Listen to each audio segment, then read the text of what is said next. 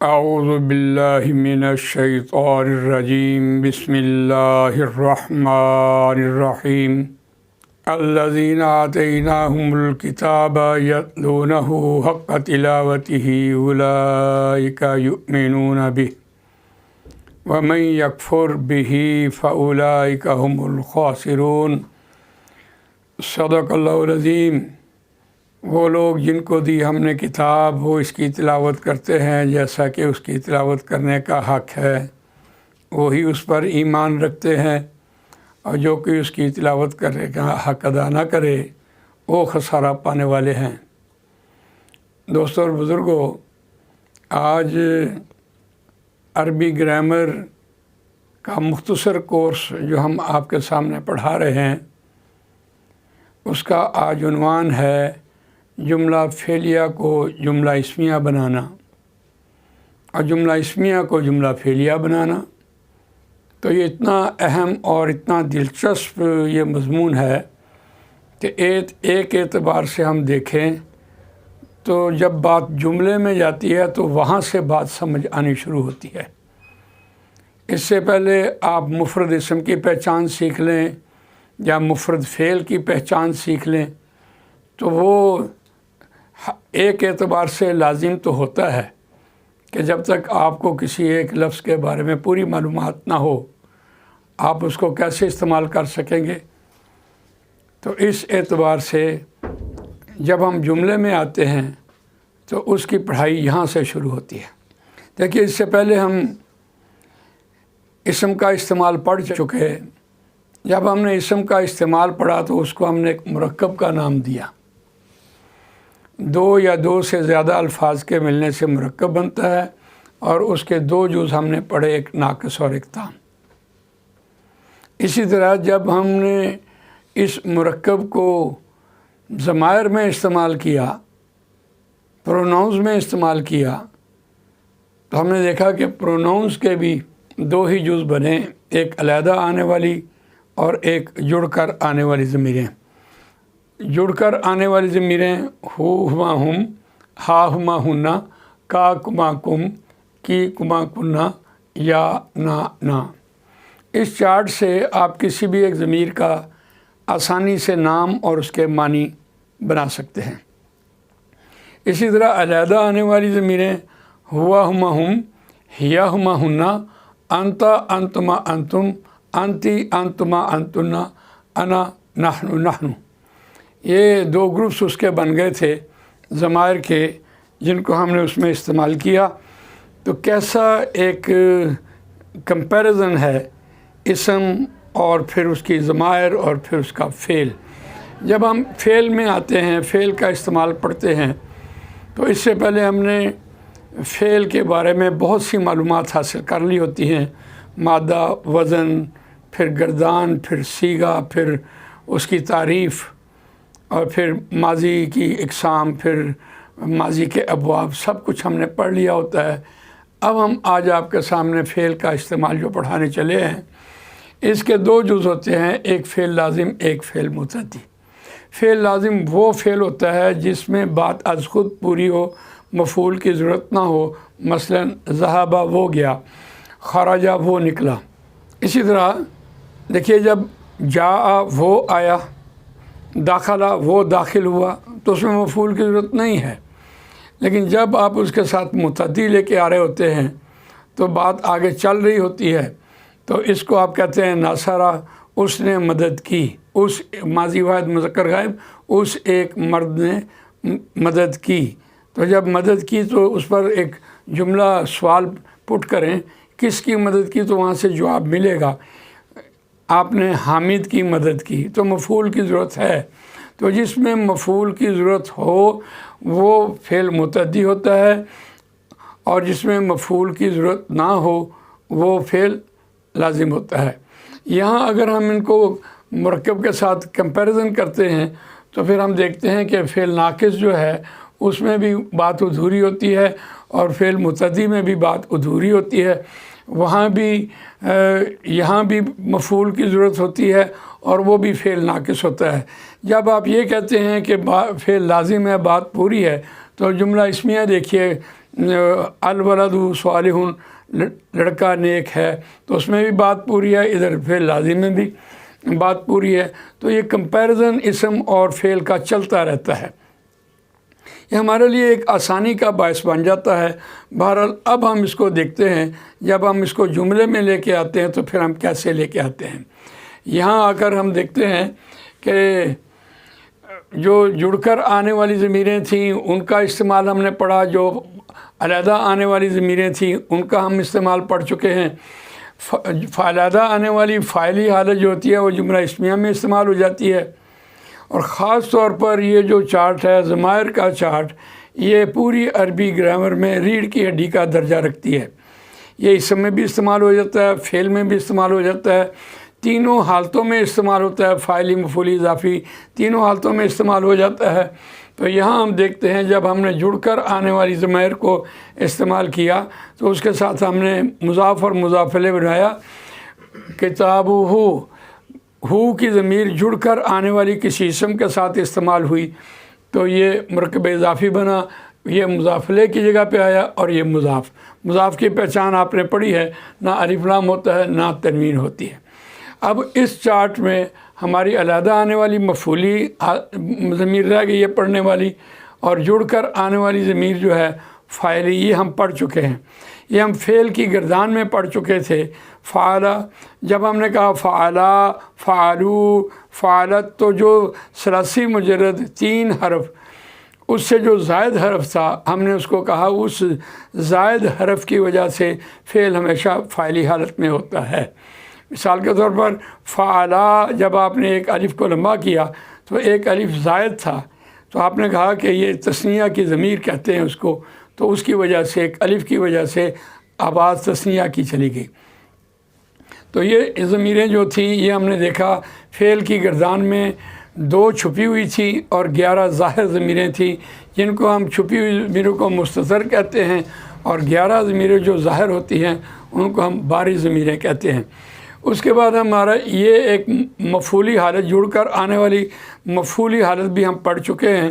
एक जगह पर हमने देखा इन्नहु हुवत तव्वाबुर रहीम।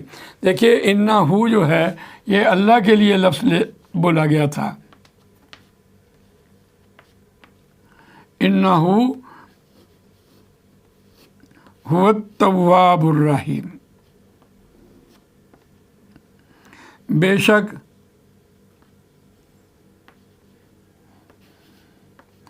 ये ज़मीर जो इसम के साथ जुड़कर आई है ये अल्लाह की जगह पर आई है। बेशक अल्लाह वो ज़ात है, वही तौबा कबूल करने वाला, रहम करने वाला है। यहाँ इन्ना का इसम जो होता है वो इन्ना अपने साथ वाले इसम को हालत मफ़ूली में लेके जाता है। जुमला इस्मिया में ये ज़मीर जो मफ़ूली इस्तेमाल हुई है ये इन्ना का इसम बन के आई है। तो ये भी हम पढ़ चुके थे पिछले मज़मून में। आज हमने देखना है कि जब हम जुमला फ़ेलिया को इस्तेमाल करते हैं तो फिर हमारे पास चंद जुमले हैं जिनसे हम इस जुमला फ़ेलिया को पहचानते हैं। मिसाल के तौर पर ज़राबा, उसने मारा। अब ये जुमला फ़ेलिया है, माजी वाहिद मुज़क्कर गायब। जब आप ये कहते हैं माजी वाहिद मुज़क्कर गायब, माजी वाहिद मुज़क्कर गायब, तो ये आपने उसका सीगा बोला है। इससे आप उसका तर्जुमा करते हैं उस एक मर्द ने मारा। जब आप इसको जुमला इस्मिया में लेके जाएंगे तो हमने जब फ़ेल की तारीफ़ पढ़ी थी उसमें कहा था फ़ेल ख़ुद ब खुद सरज़द नहीं होता, फ़ाइल की शक्ल में उसमें मौजूद होता है। तो ये हुआ की ज़मीर अगर आप शुरू में ले आएँ तो ये बतौर मुब्तदा बन जाएगी और फ़ेल जो है बतौर ख़बर बन जाएगा। तो ये जुमला इस्मिया जुमला फ़ेलिया से जुमला इस्मिया बनाना हमने आपको सिखाया। इसी तरह जब हम कहते हैं ज़राबा हामिदुन, तो इसका मतलब है कि हामिदुन इसका फ़ाइल ज़ाहिर हो गया। यहाँ फ़ाइल छुपा हुआ था जिसको हमने बाहर निकाला, यहाँ फ़ाइल ज़ाहिर है तो हम कहते हैं हामिद ने मारा। अगर हम इसका जुमला इस्मिया बनाना चाहें तो हामिद को हम बाहर ले आएँ और ये फिर मुब्तदा बन जाएगा हामिदुन ज़राबा, जुमला इस्मिया जुमला फ़ेलिया। इसी तरह जब हम यहाँ आते हैं ज़राबा हामिदुन महमूदन, तो फिर ये बन जाता है हामिद ने महमूद को मारा। अगर इसका भी आप देखें हामिदुन ज़राबा महमूदन, तो तब भी आपका जुमला इस्मिया बन जाएगा। इसी तरह ज़राबा हु, یہاں مفعول کی جگہ پر آپ ضمیر لے کے آئے ہیں، اس ایک مرد نے اس ایک مرد کو مارا۔ جب آپ یہ کہہ رہے ہیں تو یہ ضمیر جو ہے مفعول کی جگہ پہ آئی ہے۔ پھر یہاں تو بات سمجھ آ گئی، اور جب ہم یہ کہتے ہیں کہ اس کا جملہ اسمیہ بنائیں تو اس کے ساتھ اس کا جو ہوا کی ضمیر جو بطور مبتدا آئی ہے اس کو باہر لیں، ہوا ضربہ، تو اس اعتبار سے یہ جملہ اسمیہ بن جاتا ہے۔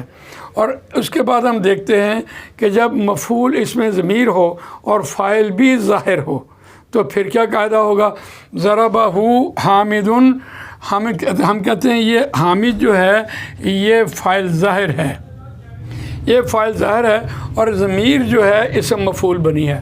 اگر یہ قاعدہ آئے تو پھر ہم کہتے ہیں کہ فاعل ظاہر سے پہلے فعل کے ساتھ جڑ کر مفعول آتا ہے، جیسے ضربہ حامد، حامد نے اس کو مارا، حامد نے اس کو مارا۔ یہاں جو مفعول ہے وہ ضمیر آئی ہے، اگر ضمیر مفعول بن کے آئے تو فعل کے ساتھ وہ جڑ کر آتی ہے۔ تو ہمارے پاس یہ قاعدہ بہت ہی دلچسپ بنا۔ ایک اعتبار سے ہم نے یہ دیکھا کہ جملہ فعلیہ، جملہ اسمیہ، آخر اس کی ضرورت کیا پڑی؟ بہرحال لیکن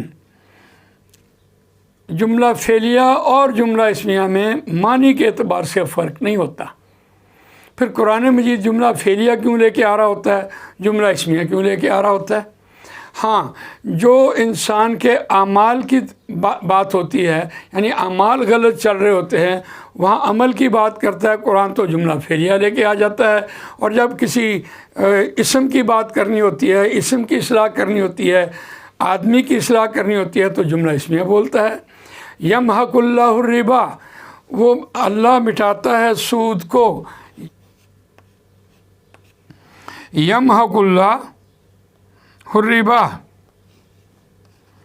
اللہ فاعل ظاہر، فعل مفعول، اللہ سود کو مٹاتا ہے تو جملہ فعلیہ لایا، سود ہمارا عمل ہے۔ اس اعتبار سے دیکھیے، اب ہم اپنی ایک اور مثال کی طرف آتے ہیں جہاں ہم جملہ اسمیہ، جملہ فعلیہ بہت آسانی سے بنائیں گے۔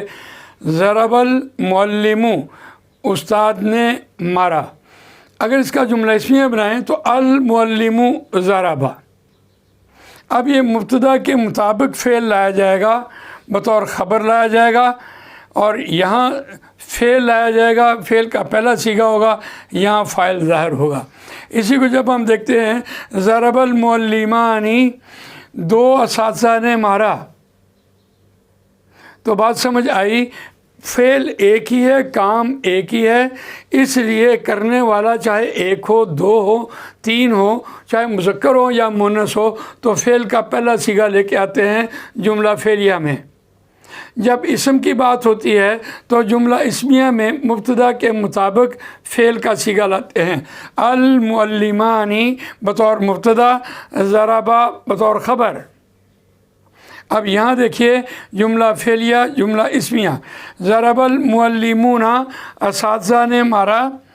اب جب اس کا جملہ اسمیہ بناتے ہیں تو المعلمون ضربوا، یعنی مبتدا کے مطابق فعل کا صیغہ لے کے آنا ہے۔ یہاں دیکھیے ضربت المعلمۃ، استانی نے مارا۔ اب یہ دو جزمیں یہاں اکٹھی ہو گئی تھی، فعل کا پہلا صیغہ ہے ضربا، ضربا، ضربو، ضربت۔ اگر دو جزمیں اکٹھی ہو جائیں تو ایک جزم حرکت میں لے جاتے ہیں۔ ضربت المعلمۃ، استانی نے مارا، تو جب ہم جملہ اسمیہ بناتے ہیں تو ہم کہتے ہیں المعلم ضربت۔ اسی طرح جب تثنیہ میں جاتے ہیں ضربت المعلمتان، اور پھر جب اسمیہ بناتے ہیں المعلمتان ضربتا، مبتدا خبر اسی کے مطابق آ رہی ہے، اور فعل کا پہلا صیغہ آ رہا ہے ضربت المعلمات۔ بہت سی استانیوں نے مارا، المعلمات ضربنا۔ تو یہ ہم نے آپ کے سامنے آج بڑا مختصر سا ایک قاعدہ رکھا ہے۔ میں سمجھتا ہوں کہ قرآن مجید میں اس کی آگے جو تفصیلات آتی ہیں کہ مرکبات میں ہم مرکبات بھی بطور مبتدا استعمال کرتے ہیں، مرکبات بھی بطور خبر استعمال کرتے ہیں۔ نیکسٹ اگلی پڑھائی میں انشاءاللہ ہم اس کی طرف اشارہ کریں گے۔ اللہ تعالیٰ مجھے آپ کو قرآن مجید پڑھنے، سمجھنے، اس پر عمل کرنے، اس کو دوسروں تک پہنچانے کی توفیق عنایت فرمائے۔ جزاک اللہ خیر۔